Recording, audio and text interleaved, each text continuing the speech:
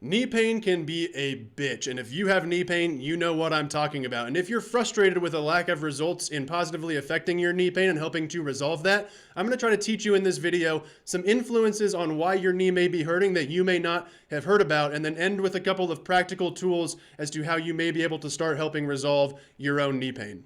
So in order to empower you to make better decisions about affecting your knee pain, it's important to know what the knee does and also what it doesn't. So here we've got a femur and a tibia, and you'll see that your knee joint is comprised of the bottom end of your femur and the top end of your tibia, and all your knee joint really does is hinge back and forth. It has a teeny amount of spinability once we flex our knee to a certain amount, but for our purposes in this video, we're going to consider it a hinge joint. What that means is if this hinge joint is only allowed to hinge structurally, but we're not getting the proper amount of spinning movement or side-to-side movement from our hip joint and our ankle joint, we may be trying to pick up that motion across a joint that does not do those motions, because the knee joint, comprised of the bottom end of your femur and the top end of your tibia, is inextricably linked on the top end to what I call the top half of your knee joint, your hip joint, through what's called, I believe, a solid shaft of fucking bone. So if this thing up here doesn't move into the right place so that this can hinge this way,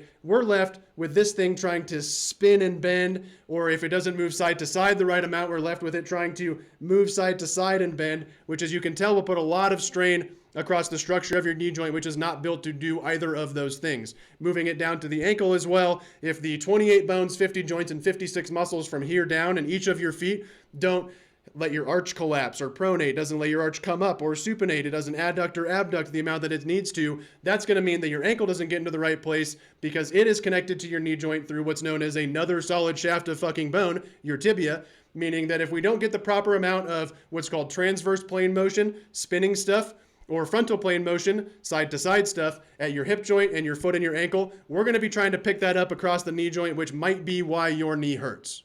So what I'm trying to help you understand here is that your knee might just be caught in the middle between two joints that aren't moving the way that they need to, meaning your knee is taking the burden for the hip and the foot and the ankle, not putting it in the right place for it to bend effectively without force going in there, grinding on the cartilage, grinding on the meniscus, putting stress on the ligaments, making the muscles have to act up a whole bunch to help try to reinforce and stabilize that position while your knee tries to twist and bend or it tries to move to the side and bend. We need to make sure that our hip joint and our ankle joint and our foot are helping to orient that knee joint in the right place so that it can bend any direction other than straight forwards and backwards.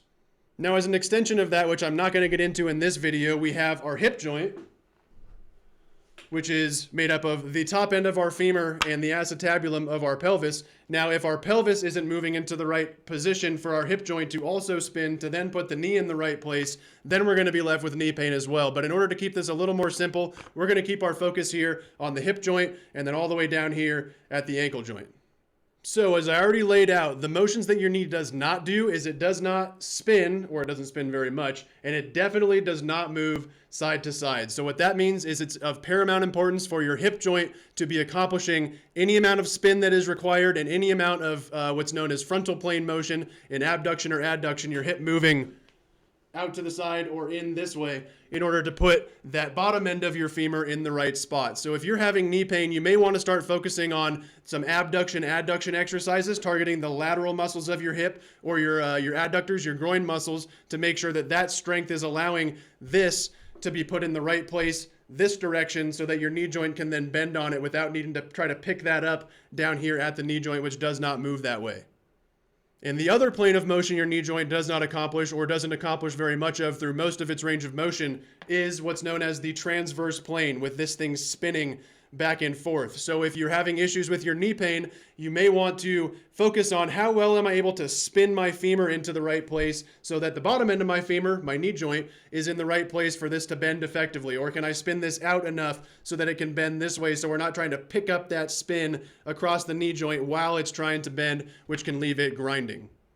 So to recap those hip influences, you want to focus on how well is my femur able to move out and in, and how well is it able to spin in and spin out. Because if it's not accomplishing those movements very well, again, it's going to put that strain across your knee joint. If you focus on muscles in terms of the abductors, the lateral hip muscles like gluteus medius and minimus, things like your adductors, your groin muscles on the inside, then your external rotation muscles, the most famous of which is piriformis, but there's a whole bunch of other ones like obturator externus, internus, inferior gemellus, superior gemellus, adductor minimus, whole bunch of other guys in there that play roles. If those aren't spinning into the right place externally to bend, you're going to get knee joint pain. Working on spinning that hip joint out so that your knee joint can then bend in the right direction, as well as it being able to spin in through muscles like tensor fascia lata and certain divisions of your gluteus medius and yada yada, all of those things. So focusing on how well does my hip spin back and forth, how well does it move side to side so that my hip joint or my knee joint is in the right spot to bend so there's not so much strain going across that is very, very important. Now to move ourselves down to the other end of the knee joint, also known as your foot and ankle, because as we've already established, it's completely attached to your knee joint through what's known as a solid shaft of fucking bone. Again,